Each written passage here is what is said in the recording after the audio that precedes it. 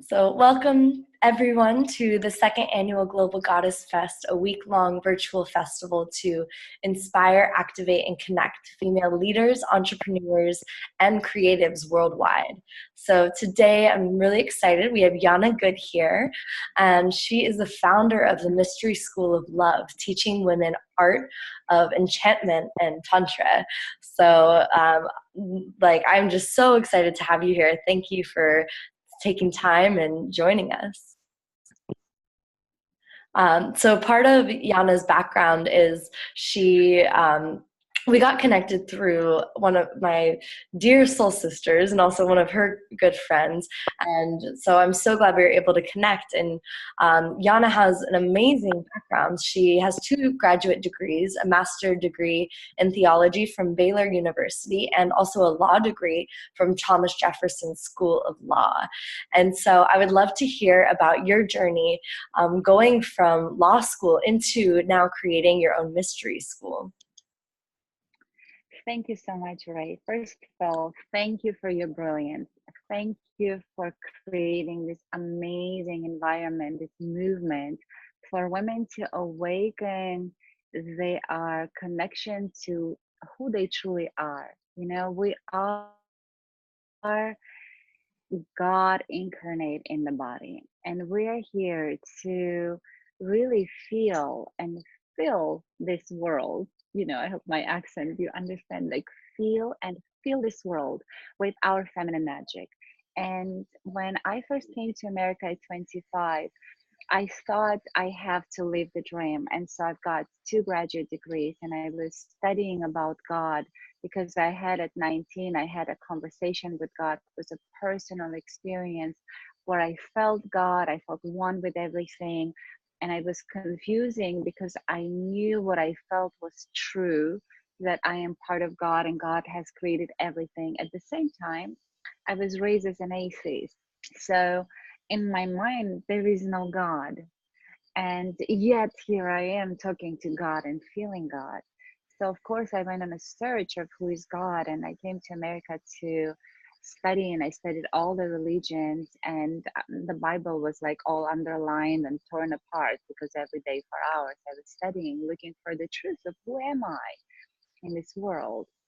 And then I decided that I'm going to be an international lawyer, work for the United Nations. I speak like 6 languages, and I'm going to change this world, you know, through the political structure.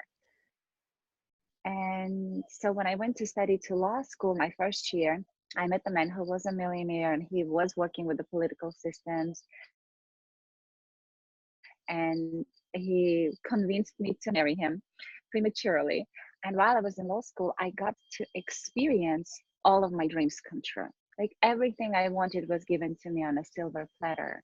And he took me to all the meetings, and I had a conversation with Kennedy, and I just realized that the richest men are same men, same little boys, just as scared, just as needing love, just as craving for magic, just like any man.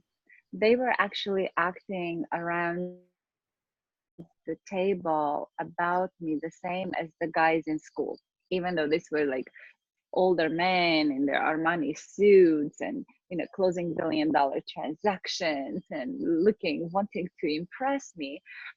But because I was this 28-year-old beautiful girl with eyes wide open wanting to change the world.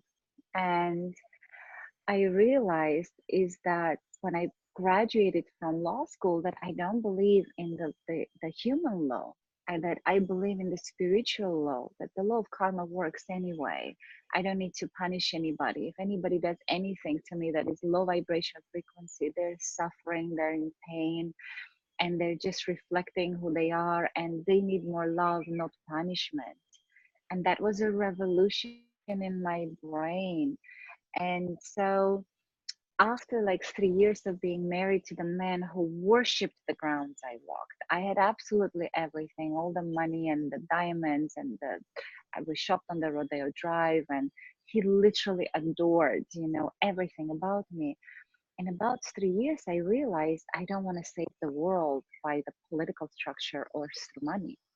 I realized that that's something, that power lies within, but I didn't know how to unlock it. So I left him because he didn't want to allow me to grow and go on this spiritual journey of discovering who am I. And so then I get engaged to a guy who believed in God, just and was searching for the divine as much as I was. And I studied the network marketing, working for a network marketing company, Arbonne International. And in 1 year, I built $1 million business. This is without friends and family. And he would tell me, "You are the laziest woman I've ever known." He's like, "You don't know how to work." He did not understand that there are two energy in this world, two energies, the yin and yang. And the feminine energy here, I want to kind of weave in talking about myself with educating at the same time, like giving Mhm. value, Perfect. just reminding for some of us that inside of us there is two parts. There is an inner man that is our right side, and part of our brain runs on the logical thinking. That's our masculine yang energetics. And at the same time, the left part of us is the receptive, receiving, feminine yin energetics that is a different vibrational system in this world. And this world consists of the energy of the sun and the moon. And without one or the other, there is no life. And so here in the school, they are making us all run on the sun energy. And they want us to be like men, think logically and act logically and be giving energy. And that's the sun energy. But the feminine energy is receiving, and it is magnetizing, and it is creating. It's like the moon, it creates the, how do you say it in English, in the ocean when there is the The waves come tide. in and waves go out, the tides, yes. Mhm. So the moon cycles, they rule the tides of the ocean, and ocean gives us life, the water gives us life. So he didn't understand that first thing in the morning, from morning till 12 o'clock, I was laying in bed, sitting in bed, I was meditating, and I was visualizing every one of my imaginary leaders in my organization, calling in the women that would bless my life and whose life I could bless. And the ones that already were not imaginary, they already were like on my chart. Um, I would go in and clean all around their life. Like I would go use the spiritual laws of purification and blessing them and like opening the doors for them that day. And he didn't understand I was working all morning till 12 o'clock. I was visualizing and I was blessing my imaginary future organization. So later in Yeah. 1 year, like when I became at the top and I had this tremendous success, I was invited to speak in front of thousands of people in my company. And they were like, how this little girl gets in 1 year what takes women 10 years to get to. Mhm. And, I was trying to explain the spiritual principles of visualization and blessing and vibration frequency of love. So anyhow, like that, in the next 2 years, my business went to a $5 million business. I let go of my beloved who wasn't understanding, who was studying the same laws with me, but he couldn't understand that the women utilize energy differently, that Mhm. we are powerful in a different way. And so I let him go because I felt he was impeding my growth and my expansion and in recognizing who truly I am, because I was still searching, well, who am I? Why am I here? How can I make a difference? Mhm. And so I have made this amazing video that you're going to gift to the women. It's Mhm. called Sex and Money. It's a catchy name, but it's about 7 levels. And so for the next 10 years of my life, after I created this passive income for myself, and I was making more money than I could spend, I let go of the man and I decided that until I awaken and understand how this world works for me as a woman, as a spiritual, beautiful, gifted, powerful beyond measure woman who is afraid of her sexuality, who is scared to really, really, really be beautiful, to like really shine my beauty and accept my beauty for its full power. Mm. And because recognizing the little traumas we encounter as we grow up, you see, when we're little girls, um, our sexual energy starts to bud, and we're like this flower starting to bud, and we're still 3 years old, 5 years old. Our feminine sexual energy starts to like awaken and filling out our body and creates this glow to us. And so the men, the fathers, the uncles, the neighbors, the men, the teachers, strangers, the men that are hungry for this feminine energy that their wife cannot give them anymore, that the grown up women cannot give anymore because they're completely shut down on the lower chakras. Mm-hmm. They are running on the masculine energetics. They're being logical and smart and powerful as a man. Mm-hmm. They cannot nourish and give them that magic. They're turning their eye to that energy like a hungry wolf. And when they see that from a little girl emanating, they look. This is in the best case scenario. In the worst case scenario, most of my clients, they have had sexual abuse one way or the other. Even if they haven't been physically raped, they have been touched. I have been looked. And so what happens is we're so sensitive. We feel like this yucky energy that is invading our space and wanting to take something very sacred. But we're a little girl. We don't know how to deal with all of it. We just feel yucky about it and dangerous. Mm-hmm. So what we do, we shut down our room. We shut down our sexuality. We get scared and we just kind of, we shut down.